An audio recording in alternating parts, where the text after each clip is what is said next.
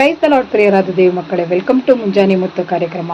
ಪ್ರಿಯರಾದ ದೇವ ಮಕ್ಕಳೇ, ನಾವು ನಿನ್ನೆ ಇನ್ನು ನೋಡಿದ ಹಾಗೆ ಯೇಸು ಕ್ರಿಸ್ತನು ಆ ಪಾಮ್ ಸಂಡೆ ಅಥವಾ ಗರಿಗಳ ಹಬ್ಬದ ದಿನದಲ್ಲಿ ಅರಸನಂತೆ ಯೆರೂಸಲೇಮನ್ನು ಪ್ರವೇಶಿಸಿದನು ಎಂಬುದಾಗಿ. ಅದಾದ ನಂತರ ಆ ಎರಡನೇ ದಿನ ಅಂದರೆ ಮುಂದಿನ ದಿನವನ್ನು ನಾವು ನೋಡುವುದಾದರೆ, ಯೇಸು ಕ್ರಿಸ್ತನು ಆ ಬೆಥಾನ್ಯದ ಮಾರ್ಗವಾಗಿ ಅದನ್ನು ಬಿಟ್ಟು ಹಾದು ಹೋಗುತ್ತಿರುವಾಗ ಅಲ್ಲಿ ಒಂದು ಅಂಜೂರದ ಮರವನ್ನು ಕಾಣುತ್ತಾನೆ. ಆ ಅಂಜೂರದ ಮರವು ಪೂರ್ತಿಯಾಗಿ ಹಸಿರು ಎಲೆಗಳಿಂದ ತುಂಬಿತ್ತು. ಆದರೆ ಅದು ಅಂಜೂರ ಹಣ್ಣಿನ ಕಾಲವಾಗಿರಲಿಲ್ಲ. ಯೇಸು ಕ್ರಿಸ್ತನು ತನಗೇನಾದರೂ ಸಿಕ್ಕಿತು, ಹಣ್ಣು ತಿನ್ನುವುದಕ್ಕೆ ಸಿಕ್ಕಿತು ಎಂಬುದಕ್ಕಾಗಿ ಅದರಲ್ಲಿ ಹುಡುಕಿದಾಗ ಎಲ್ಲೂ ಕೂಡ ಒಂದು ಅಂಜೂರ ಹಣ್ಣನ್ನು ಕಾಣುವುದಿಲ್ಲ. ಅದನ್ನು ನೋಡಿ ಯೇಸು ಕ್ರಿಸ್ತನು ಆ ಅಂಜೂರ ಮರವನ್ನು ಶಪಿಸಿದಾಗ ಅದು ಮರುದಿನವೇ ಒಣಗಿ ಹೋಗಿತ್ತು ಎಂಬುದಾಗಿ ನಾವು ನೋಡಬಹುದು.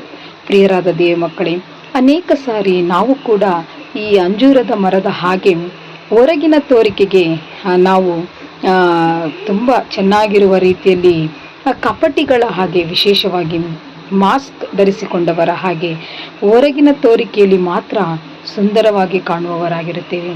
ಆದರೆ ನಮ್ಮೊಳಗೆ ಆತ್ಮಿಕವಾದ ಫಲ ಅಥವಾ ಒಳ್ಳೆಯತನದ ಫಲ ಅಥವಾ ಯೇಸು ಕ್ರಿಸ್ತನು ಬಯಸುವಂಥ, ನಿರೀಕ್ಷಿಸುವಂಥ ಫಲ ಇಲ್ಲದೇ ಇರುವಾಗ ನಮ್ಮ ಕರ್ತನಾದ ಯೇಸು ಕ್ರಿಸ್ತನು ಯಾವ ಸಮಯದಲ್ಲಾದರೂ ಬಂದು ನಮ್ಮನ್ನು ಲೆಕ್ಕ ಕೇಳಬಹುದು. ಅಥವಾ ನಮ್ಮಲ್ಲಿ ಒಳ್ಳೆಯತನದ ಆ ಫಲವನ್ನು ಹುಡುಕುವಾಗ ಅದು ಇಲ್ಲವಾದಾಗ ನಮ್ಮ ಸ್ಥಿತಿಯು ಕೂಡ ಆ ಅಂಜೂರದ ಮರದ ಹಣ್ಣಿನ ಆಗುತ್ತದೆ.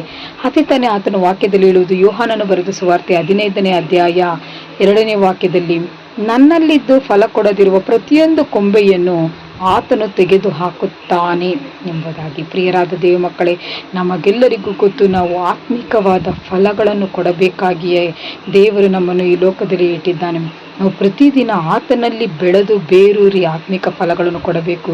ಯೇಸು ಕ್ರಿಸ್ತನು ಬರುವಾಗ, ನಮ್ಮಲ್ಲಿ ಹುಡುಕುವಾಗ ಆತ್ಮಿಕ ಫಲಗಳು ಕಾಣಲ್ಪಡಬೇಕು. ಆದ್ದರಿಂದ ನಮ್ಮ ಆ ಎಲ್ಲ ಮಾಸ್ಕ್, ಹೊರಗಿನ ತೋರಿಕೆಯನ್ನು ತೆಗೆದುಹಾಕಿ ಫಲಭರಿತವಾದ ಒಂದು ಜೀವಿತವನ್ನು ಜೀವಿಸಿ ದೇವರ ನಾಮವನ್ನು ಮಹಿಮೆಪಡಿಸೋಣ.